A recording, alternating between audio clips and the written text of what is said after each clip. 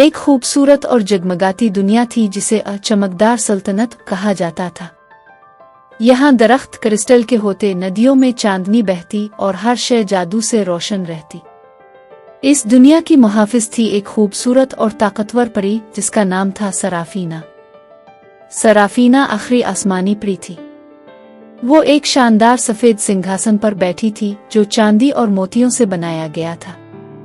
इसकी चमकती गुलाबी आंखों की शैडो, चांदी गुलाबी बाल और चमकदार गुलाबी लिबास देखकर लगता था जैसे कोई ख्वाब हकीकत बन गया हो। इसके पीछे बड़ी बड़ी शफाफ नीली प्रों से रोशनी झलक रही थी। इसके इर्द गिर्द चमकते हुए नीलम क्रिस्टल के जेवरात और एक हीरों का ताज सफेद मेज पर रखा था। सराफीना दुनिया की मुहाफिज थी। इसने कई सल्तनतों को तबाही से बचाया था, लेकिन इसकी आंखों के पीछे एक गहरी तन्हाई छपी थी। इसकी सबसे बड़ी महरूमी उसकी बहन सूफिया की जुदाई थी, जो सदियों पहले इंसानी दुनिया में चली गई थी और कभी वापस न आए।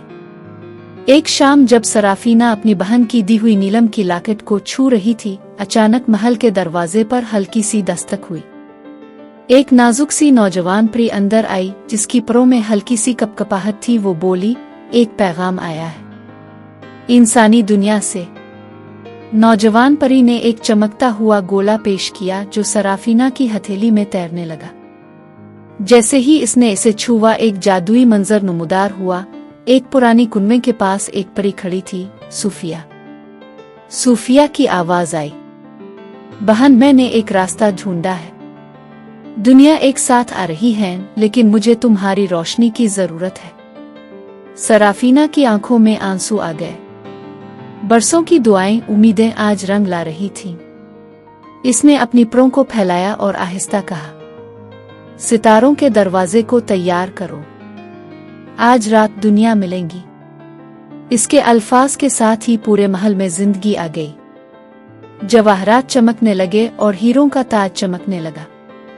सदियों बाद सराफीना ने पहली बार अपने प्रों को पूरी ताकत से खोला और आसमान की तरफ परवाज की। वो सितारों के दरवाजे पर पहुंची जो चांदनी में चमक रहा था। इसने कदीम जादुई अल्फाज में वर्द किया। दरवाजा खिल गया और इसमें से सूफिया नुमार हुई। बरसों की जुदाई लम्हों में खत्म हो गई। दोनों बहनें मिलकर सल्तनत की निगहबानी करने लगे।